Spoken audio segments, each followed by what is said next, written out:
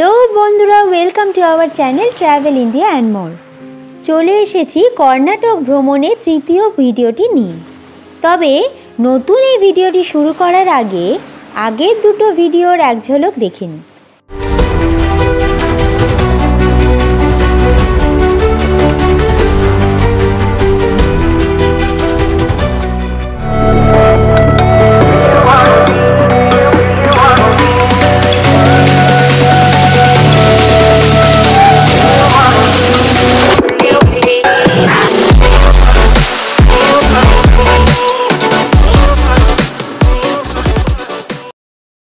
এখন আমরা রয়েছি কর্ণাটকের বন্দর শহর অর্থাৎ পোর্ট সিটি ম্যাঙ্গালোরে।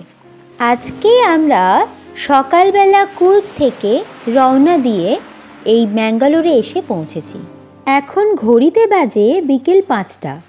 আমরা হোটেলে পৌঁছে লাগেজ রেখে একটু রেস্ট নিয়েই চলে এসেছি সমুদ্র সৈকতে।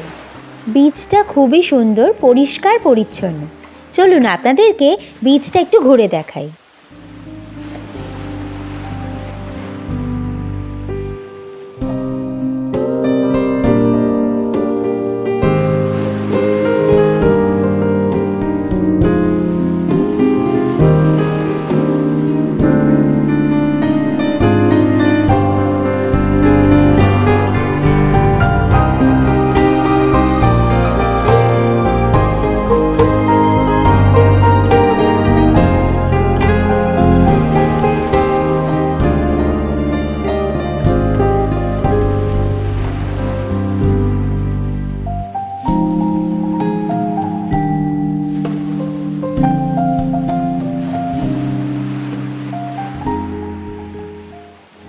এখানে মিকি মাউস ফান গেমও ছিল বাচ্চাদের জন্য। এই দেখো বন্ধুরা, আমিও চড়ছি। পরের দিন আমরা একদম ভোরবেলা বেরিয়ে পড়লাম ম্যাঙ্গালোর থেকে গোকর্ণ যাওয়ার উদ্দেশ্যে। কোঙ্কণ রেলের এই সফর কিন্তু অসাধারণ। কখনো টানেল, কখনো সমুদ্র থেকে বেরিয়ে আসা খাড়ি, আবার কখনো জঙ্গল, এই সবের মধ্যে দিয়েই ছুটছে আমাদের ট্রেন। যারা ট্রেনে সফর করতে ভালোবাসে তাদেরকে বলছি অন্তত একবার হলেও এই পথে সফরের অভিজ্ঞতা নেবে।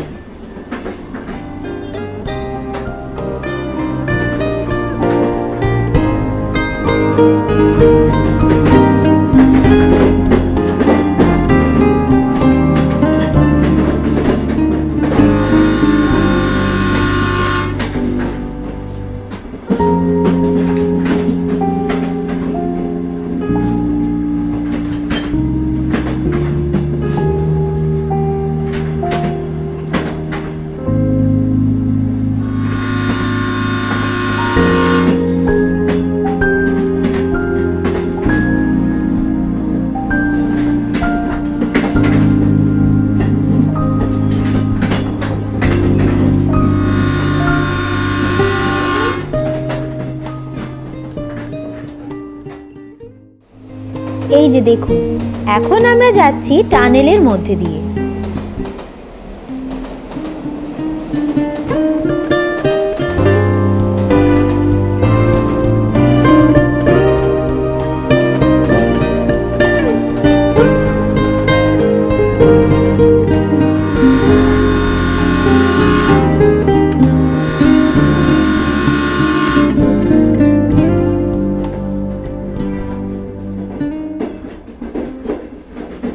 আমরা চলে এসেছি গোকর্ণ স্টেশনে।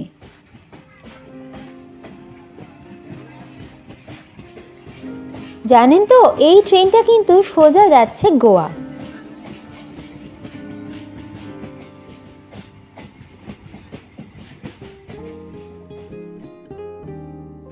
গোকর্ণতে পৌঁছে বেশিক্ষণ হোটেলে বসে থাকতে আমাদের ইচ্ছাই করলো না। হোটেলে লাগেজ রেখেই চলে এলাম আমরা কুডলে বিচে। এই বিচটি স্নান করার জন্য একেবারে আদর্শ। বিচের ধারে রয়েছে অজস্র স্ন্যাক্স। সেখানে বসে আপনারা পানীয় সহযোগে দেশি বিদেশি নানা রকমের খাবারের স্বাদ নিতেই পারেন। সোনালি বালির এই বিচের গঠনও অসাধারণ। এই হচ্ছে আমাদের হোটেল। হোটেলটা না খুব সুন্দর। এখানে খেলার অনেক জিনিস আছে।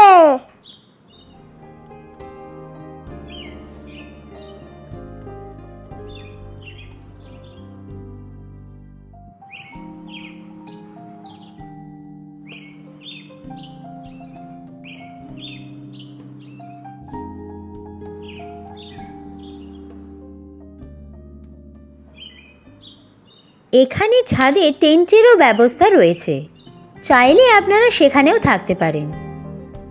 এটা হলো মহাগণপতি টেম্পল। গোকর্ণ যে শুধু সমুদ্রের জন্য বিখ্যাত তা কিন্তু নয়, এখানে ধর্মীয় কারণেও অনেক মানুষ ভিড় করেন। আমরা যেমন পিণ্ডদান করতে গয়ায় যাই, এখানকার লোকে পিণ্ডদানের জন্য গোকর্ণতে আসেন। এখানে রয়েছে মহাবালেশ্বর টেম্পল।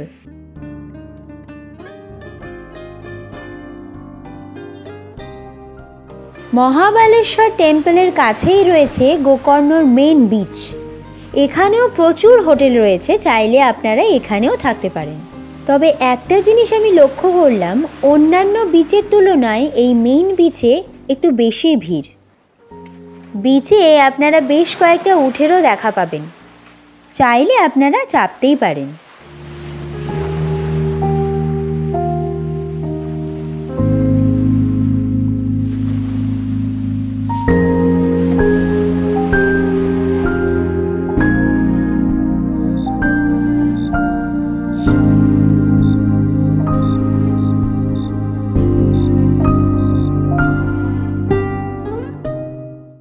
গুড মর্নিং সবাইকে। এখন আমরা যাচ্ছি গোকর্ণর ওম বিচে। কুডলে বিচ থেকে ওম বিচ যেতে মোটামুটি প্রায় 20 মিনিট মতন সময় লাগে।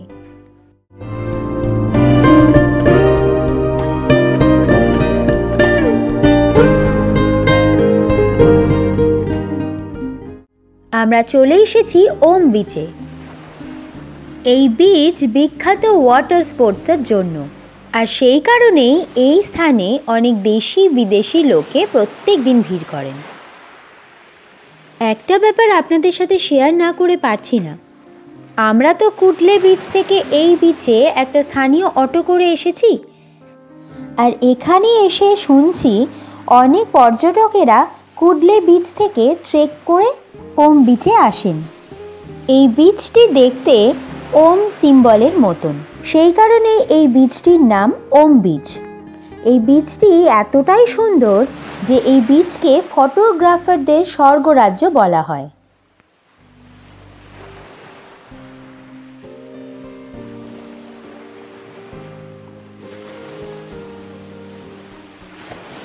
এই বিচে একটি বোট ভাড়া করে আপনারা অনায়াসে সমুদ্র ভ্রমণ করতে পারবেন। সেই মতন আমরাও একটি বোট ভাড়া করে বেরিয়ে পড়লাম ভ্রমণে। আমরা সমুদ্র থেকে বোটে করে বিভিন্ন বিচ ঘুরে দেখব, যে বিচগুলোতে কোনো রকম গাড়ি যাতায়াত করতে পারে না, শুধুমাত্র ট্রেকিং করেই যাওয়া যায়। চলুন তার আগে আপনাদেরকে ওম বিচটা ঘুরে দেখাই।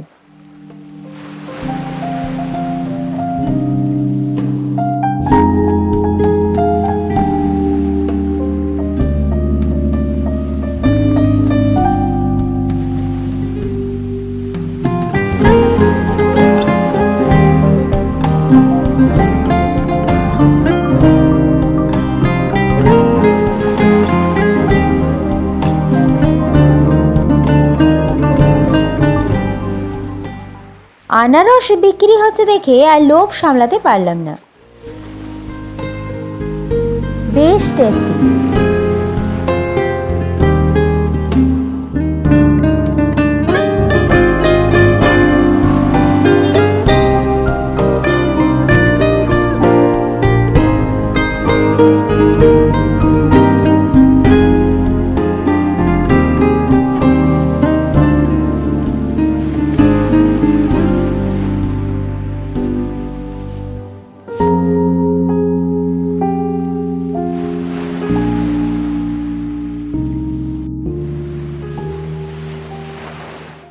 আমাদের সমুদ্র সফর শুরু হয়ে গেছে।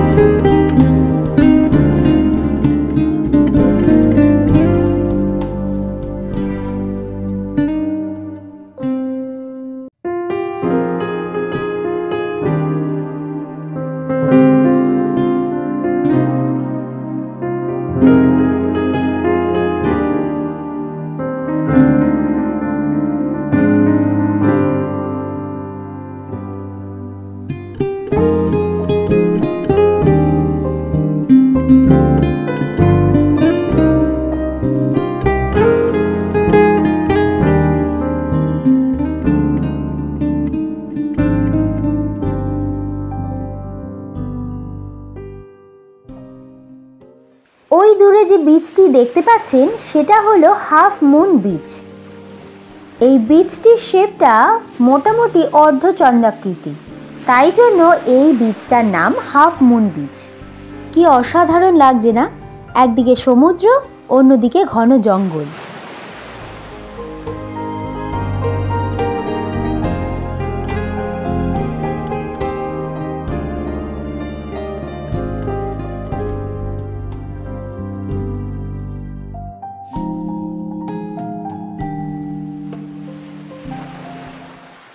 সামনের বিচটি হলো প্যারাডাইস বিচ। সাদা বালির এই বিচে পর্যটকেরা চাইলে ক্যাম্প করে থাকতে পারে। হাফ মুন বিচ থেকে ট্রেকিং করে এই বিচে আসতে হয়। এই বিচটাকে আবার অনেকে ফুল মুন বিচও বলে। সমুদ্রের বুকে এই জয় রাইড সত্যি অতুলনীয়। এখানে না আসলে সত্যি বোধহয় এটা মিস করতাম।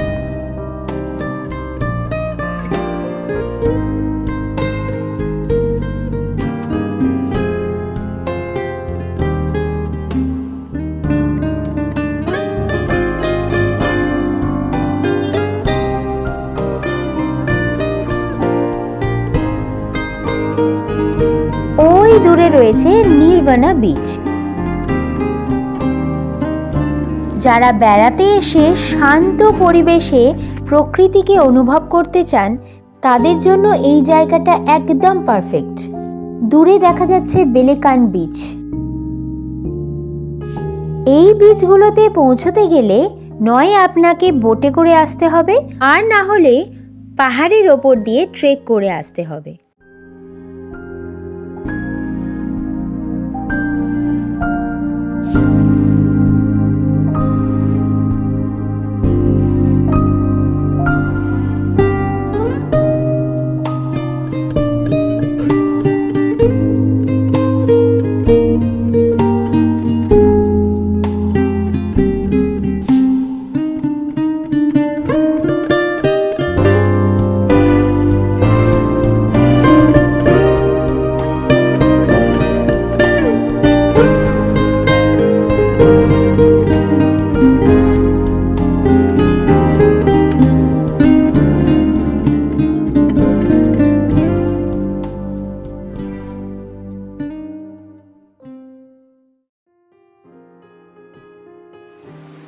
এটা হচ্ছে সন্ধেবেলা কুডলে বিচের দৃশ্য। সারা দিন ঘোরার পর এবার আমরা হোটেলে ব্যাক করলাম।